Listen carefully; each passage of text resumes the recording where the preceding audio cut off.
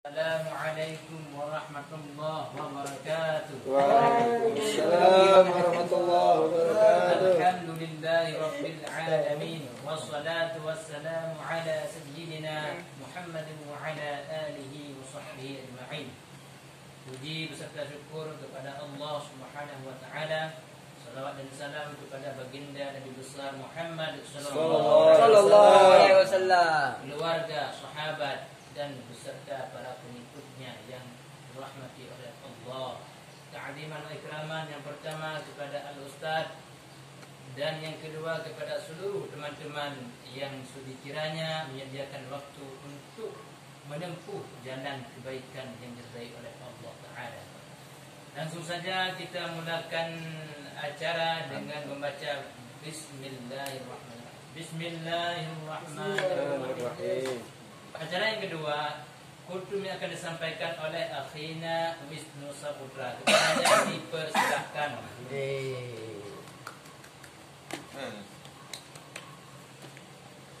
Assalamualaikum warahmatullahi wabarakatuh. Waalaikumsalam warahmatullahi wabarakatuh.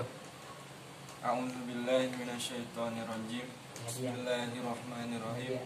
Alhamdulillahirabbil alamin. Wa bihi nasta'in. Wa ala umri dunya waddin. Wassalatu wassalamu ala asrofil anbiya'i wal mursalin wa ala alihi wa sahbihi ajma'in. Amma ba'du. Hadir.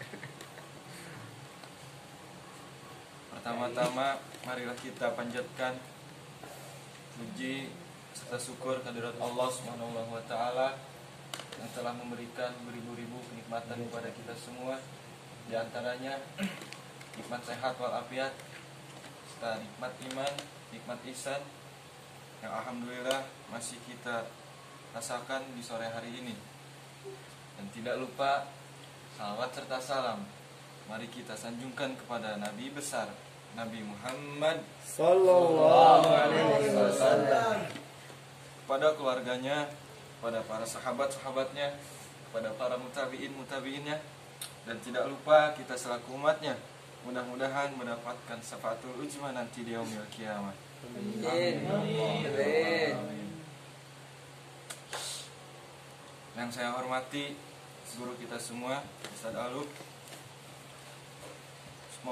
Semoga mudah-mudahan kita doakan bersama beliau selalu diberikan panjang umur, sehat walafiat, dan dilancarkan segala urusannya. Amin ya Allah ya rabbal alamin. Dan tidak lupa yang saya hormati teman-teman sekalian yang hadir dalam majelis ilmu ini.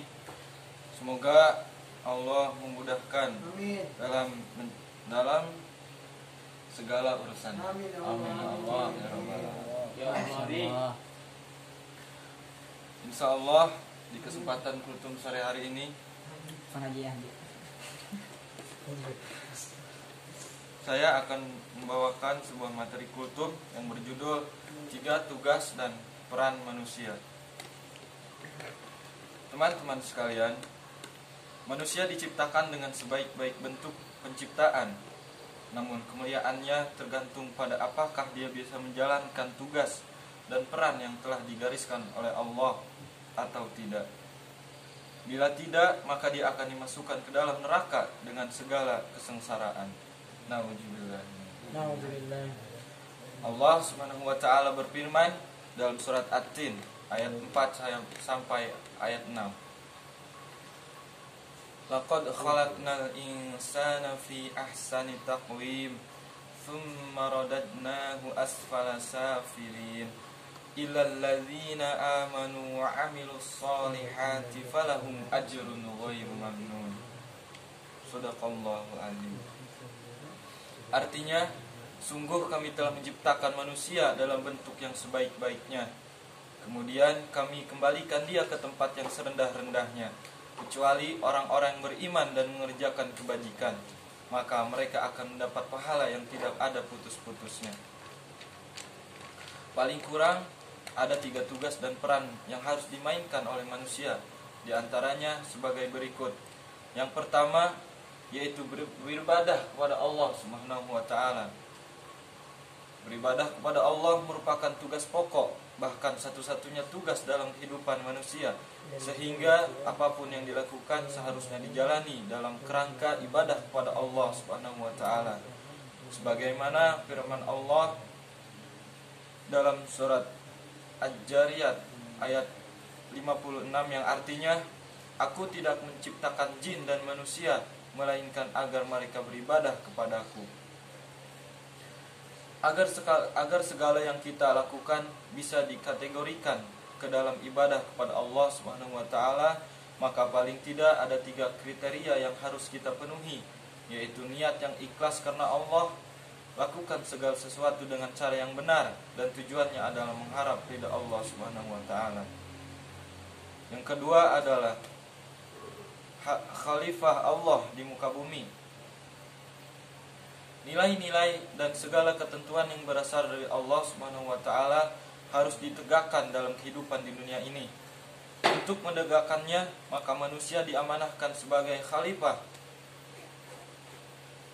di muka bumi ini untuk menegakkan syariat-syariatnya. Allah berfirman dalam surat Al-Baqarah ayat 30 yang artinya, Aku hendak menjadikan seorang khalifah di bumi.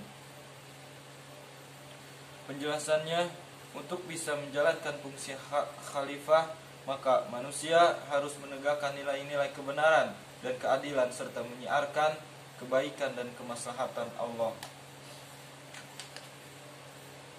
Allah berfirman dalam Allah telah berfirman yang artinya, Wahai Daud, sesungguhnya engkau kami jadikan khalifah atau penguasa di bumi, maka berilah keputusan atau perkara di antara manusia dengan adil, dan janganlah engkau mengikuti hawa nafsu, karena akan menyesatkan engkau dari jalan Allah. Sungguh orang-orang yang sesat dari jalan Allah akan mendapat azab yang berat karena mereka melupakan hari perhitungan. Untuk bisa memperoleh kehidupan yang baik di dunia ini, salah satu yang menjadi penopang utamanya adalah penegakan hukum secara adil.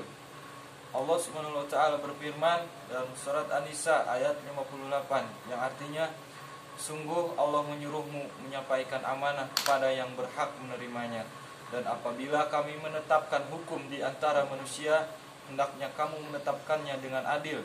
Sungguh Allah sebaik-baik yang memberi pengajaran kepadamu. Sungguh Allah Maha mendengar dan Maha melihat.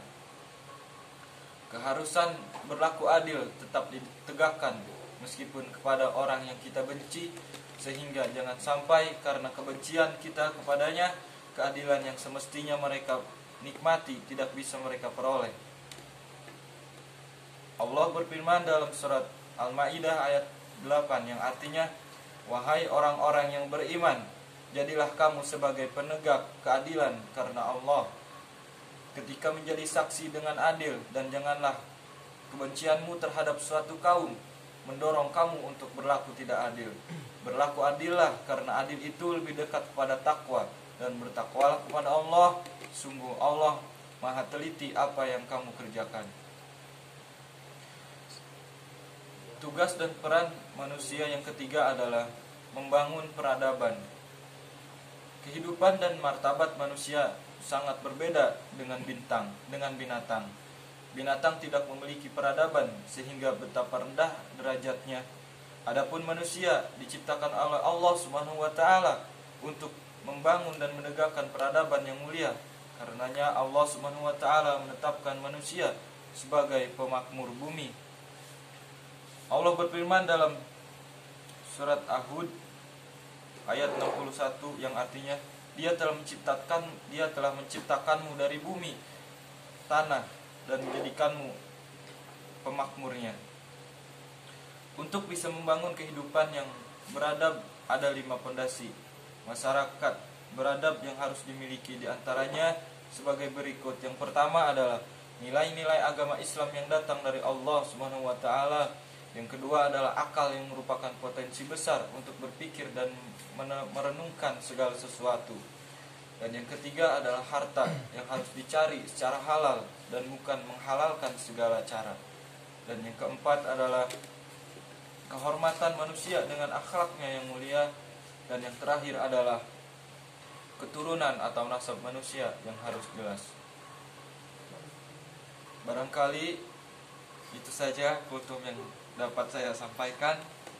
Kurang dan lebihnya mohon dimaafkan.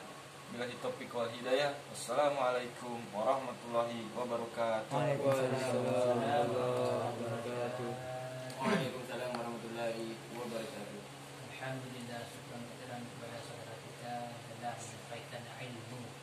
Sangat bermanfaat karena ilmu itu adalah emas. Yes, ya. Yang bila taufiq wal hidayah. Assalamualaikum warahmatullahi wabarakatuh. Waalaikumsalam.